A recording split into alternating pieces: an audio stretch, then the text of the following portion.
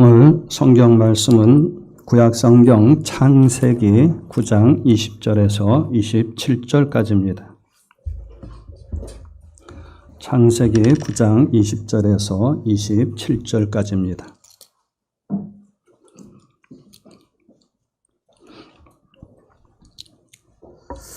노아가 농사를 시작하여 포도나무를 심었더니 포도주를 마시고 취하여 그 장막 안에서 벌거벗은지라. 가나안의 아버지 함이 그의 아버지의 하체를 보고 밖으로 나가서 그의 두 형제에게 알림해 셈과 야벳이 옷을 가져다가 자기들의 어깨에 메고 뒷걸음쳐 들어가서 그들의 아버지의 하체를 덮었으며 그들이 얼굴을 돌이키고 그들의 아버지의 하체를 보지 아니하였더라. 노아가 술이 깨어 그의 작은 아들이 자기에게 행한 일을 알고 이에 이르되 가나안은 저주를 받아 그의 형제의 종들의 종이 되기를 원하노라 하고 또 이르되 셈의 하나님 여호와를 찬송하리로다.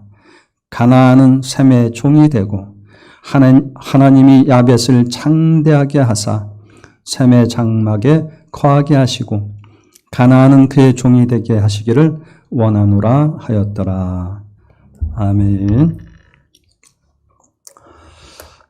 오늘 말씀의 제목은 우리의 모습 그대로 받으시는 하나님이란 제목으로 말씀을 전하겠습니다.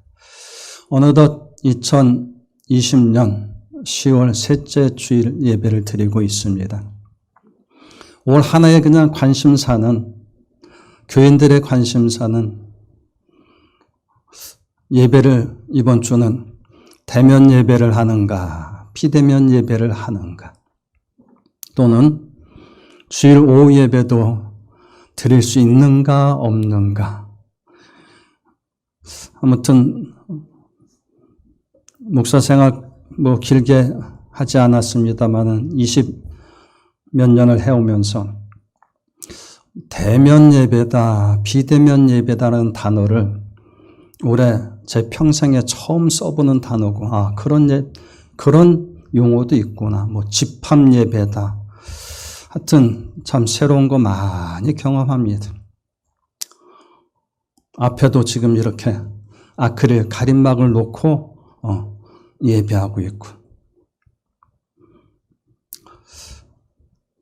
아무튼 우리의 일상적이었던 것들이 일상이 되지 못해서 비상적인 상황이 되어져서 올 한 해 이렇게 예배를 함께 드리는 것도 여러 가지 어려움과 제약을 받고 그래서 여러 가지 방법으로 예배를 위해서 어떤 편의시설을 하고 이렇게 지내는 형편이 되었습니다. 그야말로 다른 게 아니라 예배 어떻게 드릴 건가, 이번 주는 어떻게 드릴 건가, 이것으로 한 해를 지내는 것 같은데 이럴 때일수록 교회에 큰 일꾼 되신 분들, 기둥 같은 일꾼들을 비롯해서 각 분야의 모든 일꾼들이 이런 상황 속에서 내가 무엇을 어떻게 하여야 할까? 그것을 스스로 찾고 그것을 행해 나가는 것. 그것이 정말 일꾼의 필요성이겠죠. 일상적으로 그냥 놔둬도 잘 알아서 돌아갈 때야 굳이 아무것도 안 해도 그냥 잘 돌아갑니다만 비상 상황이 되었을 때 나는 내 개인적으로 어떻게 할 것이고 내 직분을 가지고는 어떤 것을 해야 할까를 생각해서 그것을 잘 해낼 때 지난주에 우리가 살폈듯이 결산하시는 하나님, 달란트의 비유를 통해서 결산하시는 하나님 앞에서 잘하였다고 칭찬 들을 수 있겠죠. 비상 상황에서 정말 일꾼이 필요한 거죠. 일꾼들의 역할이 필요한 것이죠. 그래서 세상 말에도 난세에 영웅이 난다고 했습니다.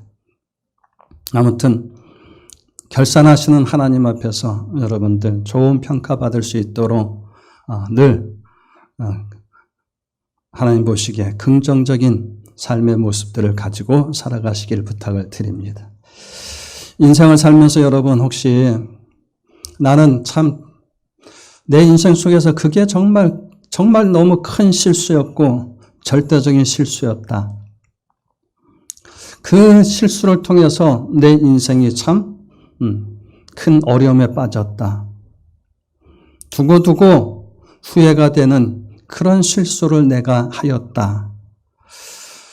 라는 어떤 회한을 가질 수 있는 실수가 인생에 어쩌면 한두 번은 있을 수도 있는데 여러분은 어떤 경험이나 후회가 있으신지요? 물론 그런 것이 없는 분도 계시겠지만 그래도 크고 작던 간에 인생에 후회되어지는 어떤 경험들이 있을 수 있는데 저 같은 경우는 때때로 내가 목사가 된 것이 인생의 가장 큰 실수가 아닐까라는 생각도 한 번씩 합니다. 그래서 한 번씩 하나님께 여쭤봅니다. 하나님, 제가 목사가 된다고 할 때, 목사가 되겠다고 할 때 하나님 어떠셨어요? 기쁘셨어요? 요즘 젊은이들의 말대로 심쿵하셨어요?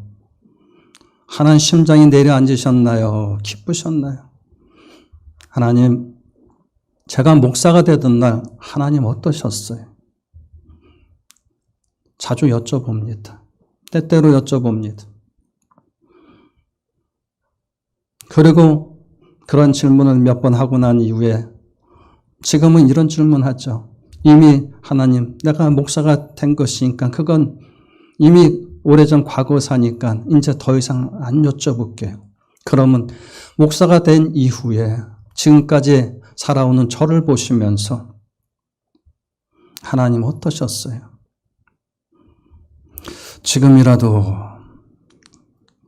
지금이라도 내려놓기를 원하십니까? 어떻습니까? 하나님 하고 여쭤볼 때가 있어요. 그래서 때때로 내 가족과 주변 분들을 생각할 때 내 인생의 가장 큰 실수는 내가 목사가 된 것이 아닐까. 하나님 앞에서 내 모습을 볼 때 내 인생의 가장 큰 실수가 하나님 앞에 많은 죄가 있겠지만 가장 큰 죄가 내가 목사가 된 것은 아닐까라고 생각해 봅니다. 그러나 그러한 생각 속에서도 부족하지만 어리석고 미련하고 악하지만 그것이 나의 형편이고 나의 모습이고 그래서 과거에도 용서를 받고 현재도 용서를 받고 미래에도 끊임없이 하나님의 용서를 받아야 되고 또한 주변 사람들의 관계 속에서도 주변 사람들에게도 과거에 용서받고 현재 용서받고 미래에도 용서를 받아야 되는 그러한 처지에 있는 나이지만 그 부족한 나의 모습 그대로 받으시는 하나님의 은혜 그것이 있기에 부족한 나의 모습 그대로 인정하고 나를 받아주시는 하나님과 나를 사랑해주는 내게 은혜를 베풀어주는 내 주변의 사람들이 있기에 그 은혜를 의지하여서 오늘도 살아가고 있고 그 은혜를 의지해서 다시 한번 용기를 내서 어차피 엎질러진 물, 목사가 된 것이 잘못된 선택이었건 어쨌든 간에 남은 기간 최선을 다해야 되지 않겠는가 하면서 오늘도 살아가고 있습니다. 그래서 사실 오늘의 말씀은 1만 달란트의 빚을 탕감받았던 그 비유에 대해서 말씀하기 그 이전에 사실은 증거할 말씀이었는데 준비되어졌던 말씀인데 아무튼 마음의 감동을 따라 오늘 전하게 되어졌습니다. 오늘 우리가 살펴볼 것은 하나님 안에서 대단한 인물들 세 분을 살펴볼 것입니다. 대부분의 비신자들도 아는 인물인 노아, 모세, 아브람 이 세 사람의 특별히 실수했던 인생의 한 부분들을 살펴보면서 거기에 나타난 하나님의 은혜를 살펴보겠다는 겁니다. 먼저 우리가 살펴볼 인물은 오늘 우리가 보고 있는 본문의 노아인 것을 봅니다. 노아의 경우 실수한 노아를 그대로 받으신 하나님의 모습을 우리는 확인할 수 있다는 것입니다. 여러분, 노아에 대한 성경의 기록은 우리가 지금 창세기 9장을 보고 있습니다마는 6장 8절에 의하면 노아는 여호와께 은혜를 입었다라고 이야기합니다. 그래서 6장 9절에 노아는 의인이요 당대의 완전한 자라. 의인이요 당대의 완전한 자라. 그는 하나님과 동행하였다라고 합니다. 여러분, 얼마나 멋있어요. 여러분의 이름이 이렇게 들어갔다면 여러분 이름을 넣어서 누구는 여호와께 은혜를 입었고 누구는 의인이요 당대의 완전한 자라. 그는 하나님과 동행하였다. 라면 얼마나 이게 영광입니까? 이 대단한 노아인데 그 노아에 대한 그러한 기록은 어디서 나와졌는가 했을 때 창세기 6장 5절에서 7절 말씀이 먼저 그 앞에 있는데 당시의 상황을 얘기하면 이렇습니다. 하나님께서 사람을 지으셨는데 하나님께서 사람들을 보니까 이 세상을 보니까 죄악이 세상에 가득하더라는 것이죠. 그리고 그 사람들의 그 마음으로 생각하는 모든 계획들이 항상 악하더라는 것이죠. 그래서 하나님은 땅 위에 사람 지으신 것을 한탄하셨다고. 부모들이 자녀를 보면서 내가 쟤를 낳고 미역국을 먹었으니 내가 미쳤지. 내가 저걸 위해서 내가 평생을 안 먹고 안 입고 내 입에 음식 안 집어넣고 내가 저걸 위해서 저렇게 헌신하고 살았는데 내가 미쳤지. 내가 젓가락지 보려고 내가 자식을 그렇게 키웠던가 라고 부모들이 한탄하듯이 하나님도 당시의 사람들을 쳐다보니 죄악이 가득하고 그 마음으로 생각하고 계획하는 것들이 항상 악할 것을 보시고 한탄하셨다는 것입니다. 그래서 하나님은 마음에 근심하셨어요. 여러분, 사랑이 있기 때문에 한탄으로 끝나는 것이 아니라 근심하는 것이죠. 그러면서 결국에 하나님께서 최종적으로 내리신 결론은 내가 창조한 사람을 내가 지면에서 쓸어버리겠다. 사람부터 내가 이 지면에서 다 없애버릴 것인데 더불어서 가축과 기는 것과 공중의 새까지도 그리하겠다. 이것은 내가 그들을 지었음을 한탄함이라. 여러분, 사람의 잘못이, 사람의 악함이 모든 생물들을 하나님께서 다 쓸어버리게 되는, 공중의 새들까지 다 쓸어버리시게 되는 그야말로 우리가 잘 알고 있는 노아의 홍수를 하나님은 최종 결정하시더라는 것이죠. 미리 앞서 살펴봤듯이 노아는 의인이요 당대의 완전한 자라. 그는 하나님과 동행하였다는 기록이 있는데 이 기록은요, 하나님께서 땅 위의 모든 인간들에게 실망하셨지만 노아만큼은 하나님께서 의인으로 인정하여 주셨다는 것입니다. 노아는 그렇게 대단한 평가를 받은 위대한 사람입니다. 그런데 여기서 우리가 잊지 말아야 될 것은 그가 의인이다, 당대의 완전한 사람이었다, 하나님과 동행하였다라는 그 평가를 받기 이전에 성경은 노아는 여호와께 은혜를 입었다라고 기록하고 있다는 것입니다. 다시 말해서 노아가 의인으로 당대의 완전한 자로 평가받을 수 있었던 것은 하나님의 은혜가 먼저 있었다는, 선재했다는 것이죠. 그래서 하나님의 은혜가 선재한 결과 노아는 의인이 되었다는 것이죠. 하나님의 은혜를 입은 그는 하나님께서 방주를 만들라는 명령을 내리시자 그것을 믿음으로 순종하였던 사람입니다. 그의 순종으로 인하여 하나님의 일은 진행되었습니다. 그는 하나님께 순종하는 사람이었습니다. 그러한 노아에 대해서 히브리서가 기록하기를 히브리서 11장 7절에 이렇게 기록하고 있습니다.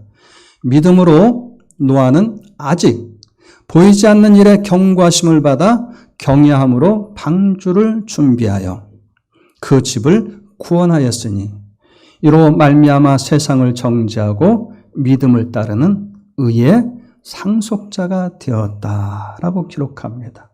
믿음으로 아직 보이지 않는 일이지만 우리가 일반적으로 얘기하면 120년 뒤에 일어날 일이었지만 그것을 노아는 순종했다는 것이죠. 그렇게 해서 자기의 집을 구원할 뿐만 아니라 오히려 그는 믿음의 상속자가 되었다고 합니다.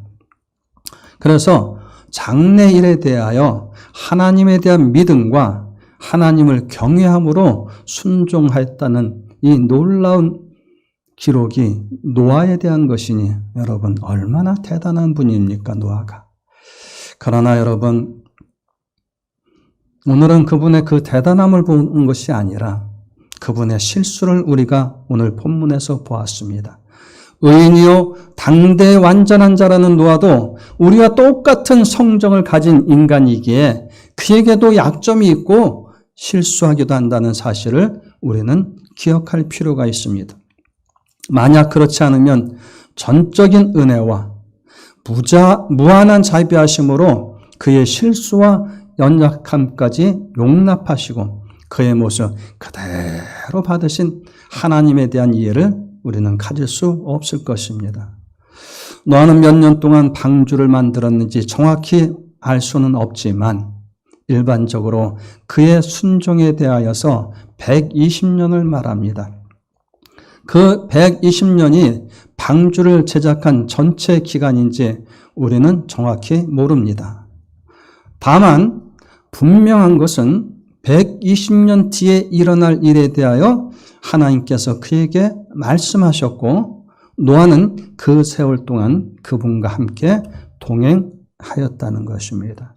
저와 여러분이 언제 하나님 앞에 설지, 언제 하나님 앞에서 우리의 인생을 결산받을지 우리는 알지 못하지만 현재 그 하나님과 더불어 동행하고 있듯이 노아도 그리했다는 것입니다.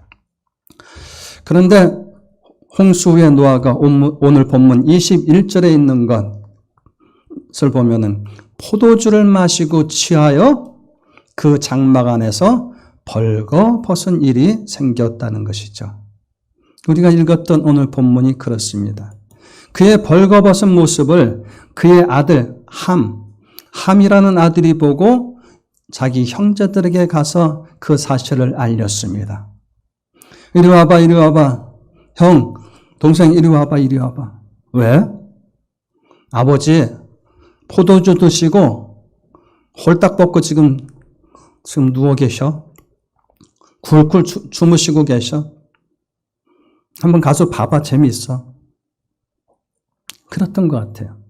그런데 다행히 그 이야기를 들은 두 형제는 뒷걸음으로 아버지에게 접근해서 옷을 하나 가지고 가서 아버지의 하체를 가려 주었던 것입니다.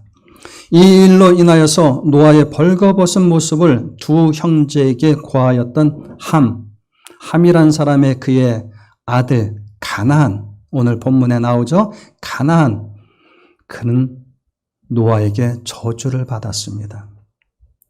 사건의 진행과 함의 태도에 대한 시시비비는 여러분 차치하고 이 사건의 원인 제공자는 우리가 보았을 때 분명 노아입니다. 그가 술에 취하여서 벌거벗고 잠에 빠진 것이 원인입니다. 그것이 원인이 되었는데 이상하게도 그 일의 결과는 아버지의 벌거벗은 것을 형제들에게 고하였던 함이라는 사람의 그의 아들, 그의 후손들에게 저주를 하더라는 것이죠. 누가요? 노아가. 원인 제공자인 노아가 저주를 했습니다. 그런데 이 일에 대해서 하나님께서는 어떠한 입장을 취하셨는지 성경은 기록하지 않고 있다는 것입니다. 참 의문이 가죠. 그러나 오늘은 그 의문을 우리가 일일이 살펴볼 수는 없고요. 아무튼 아마도 하나님께서는 노아가 벌거벗어서 그래서 결국에 그의 손자에게 저주하게 된 그 사건을 문제 삼지 않으시고 노아의 저주를 그대로 인정하신 것 같습니다. 이제 우리는 두 번째 인물을 살펴보겠습니다. 두 번째 인물은 모세인데 실수한 모세를 그대로 받으신 하나님을 우리는 확인할 수 있습니다. 이집트의 왕이 산파들에게 명령을 내려서 히브리 족속에게서 남자아이가 태어나면 모두 죽이라고 하였습니다. 그러한 시기에 모세가 태어났던 것이죠. 그래서 그의 부모는 석 달 동안 모세를 숨겨서 키웠습니다. 하지만 더 이상 키울 수가 없어서 여러분들이 잘 아시는 것처럼 바구니에 담아서 물 위에 띄어보냈는데 이를 이집트의 공주가 구하여서 자기의 아들로 삼았습니다. 그래서 모세는 이집트의 왕자의 신분으로 성장하게 되었습니다. 하지만 그의 나이가 40쯤 되었을 때에 큰 실수를 하게 됩니다. 그 사건을 성경이 기록하고 있는데 출애굽기 2장 11절에서 12절에 기록하고 있습니다. 제가 읽어드리겠습니다. 모세가 장성한 후에 한 번은 자기 형제들에게 나가서 그들이 고되게 노동하는 것을 보더니 어떤 애굽 사람이 한 히브리 사람 곧 자기 형제를 치는 것을 본지라 좌우를 살펴 사람이 없음을 보고 그 애굽 사람을 쳐 죽여 모래 속에 감추니라. 여러분, 모세는 매우 큰 실수를 하였습니다. 해서는 안 되는 실수를 하였습니다. 비록 그가 민족애로 그리 하였다고 정상을 참작할 수도 있겠지만 그러한 민족애로 사람을 죽이는 것은 전쟁의 때와 같은 특수한 경우에만 적용할 수 있는 것이죠.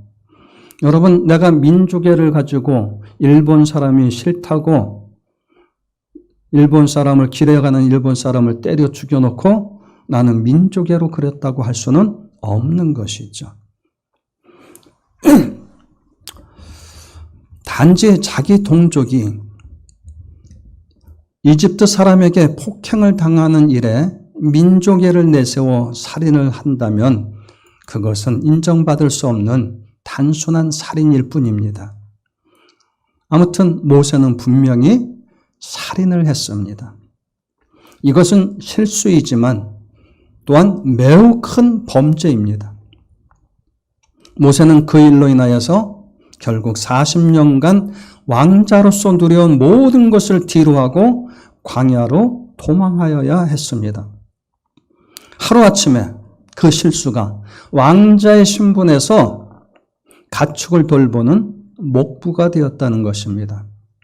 한순간에 잘못된 행위로 인하여 그는 가축과 함께하는 광야 40년의 삶을 살게 되었습니다.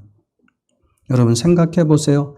40년간 왕자로서 섬김을 받으며 떠받듦을 받으며 살던 모세가 한순간의 실수로 사람을 때려 죽이는 일로 인하여서 이제 오히려 가축들을 섬기는 목부로 40년 세월을 그렇게 숨어 지냈다는 것입니다.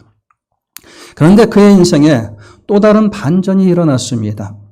그에게 하나님께서 찾아오신 것입니다.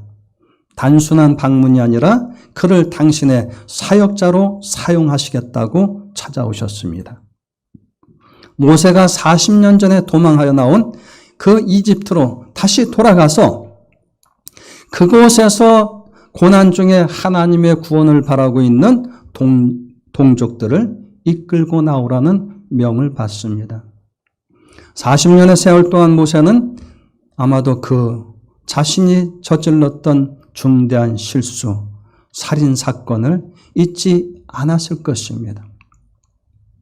그 살인 사건이 떠오를 때마다 그는 아마도 깊은 후회와 한숨에 빠졌을 것으로 유추되어집니다. 아마 이랬겠죠, 모세가. 그때 내가 참았어야 하는 것인데, 그때 내가 그 분노를 좀 억누르고 참았어야 하는데, 그때 왜 내가 그걸 못 참고 사람을 때려 죽였던가? 라고 아마 뉘우치고 한탄하였을 것이라 추론되어집니다. 이유가 무엇이든 간에 사람을 때려 죽일 정도로 난폭한 사람, 불같은 성격을 가진 사람이 모세입니다. 그런데 하나님께서는 그 모세를 부르시고 일꾼으로 세우셨습니다. 그래서 우리가 잘 아는 것처럼 영화의 한 장면을 떠올리면 모세하게 되면은 하나님을 믿지 않는 사람들도 모세가 돌판 2개를 이렇게 들고 있는 영화 포스터 장면이 떠오를 것이고, 그가 지팡이를 이렇게 내밀었을 때 홍해 바다가 갈라지는 그런 장면들을 떠오르게 됩니다. 여러분, 하나님께서는 그의 모습 그대로 받아주셨습니다. 마지막으로 살펴볼 사람은 실수한 아브람입니다.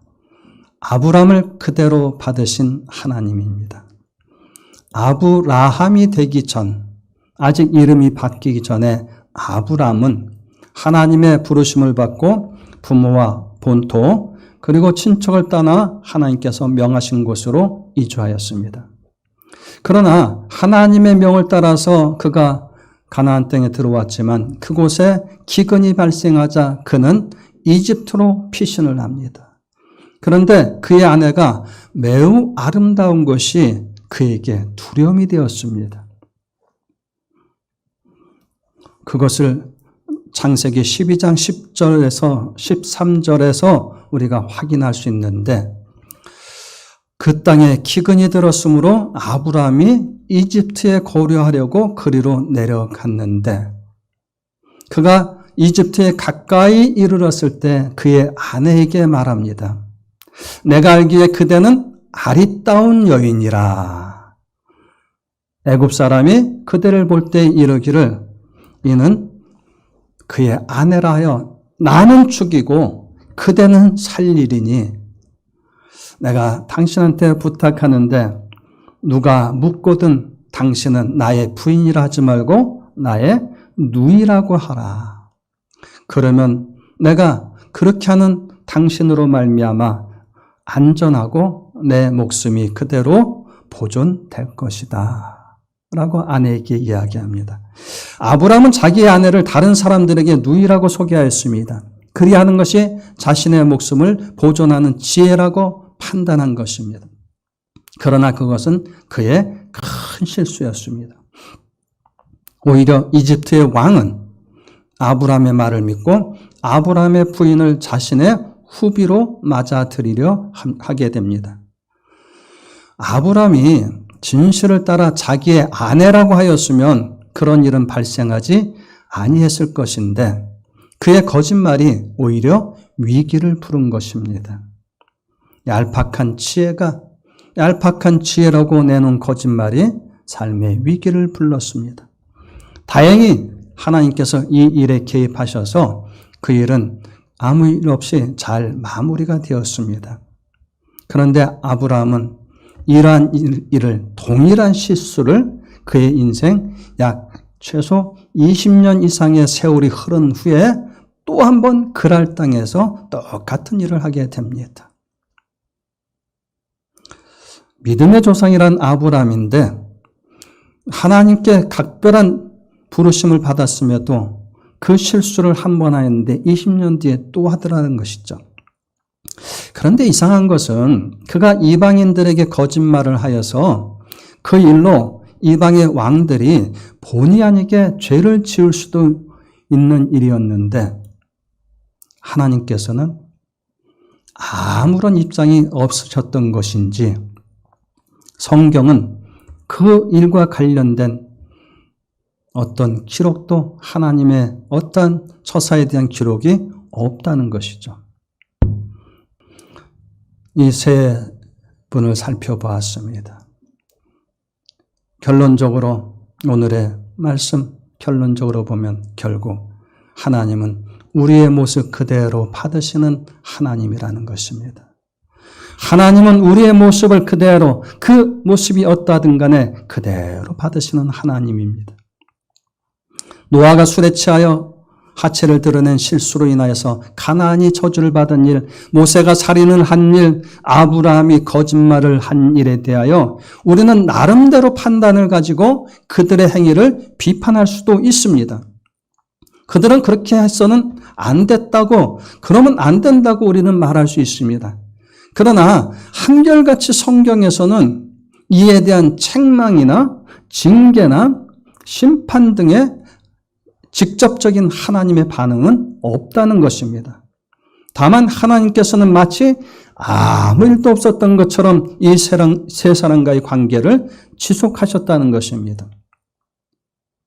그것이 은혜입니다. 그것이 하나님의 긍휼과 자비입니다. 그래서 여러분, 하나님의 생각과 우리의 생각은 서로 다르다는 것입니다.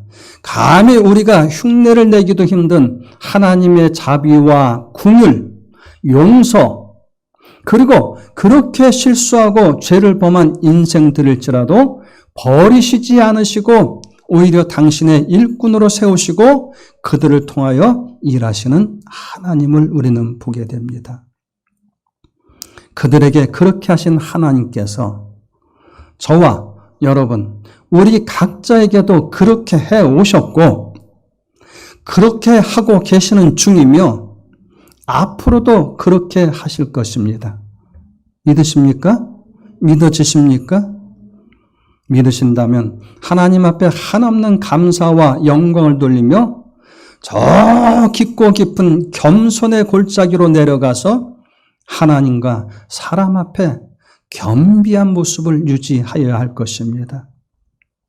남들에게 잘 드러나는 높은 자리, 산꼭대기로 올라가지 마십시오. 오늘 다른 사람들보다 더 나은 모습, 더 나은 위치에 있다고 하여서 남들보다 더 의로운 것도 아니고 오히려 하나님의 은혜를 더 받았을 뿐이라는 사실을 기억해야 하는 것입니다.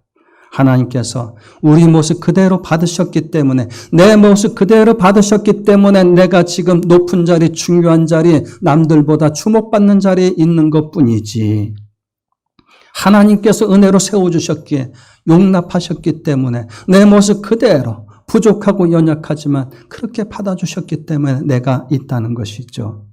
그래서 오늘도 내 삶의 자리가 보존되고 있을 뿐입니다. 우리가 의지하는 하나님은 내 모습 그대로 받으시는 하나님이십니다.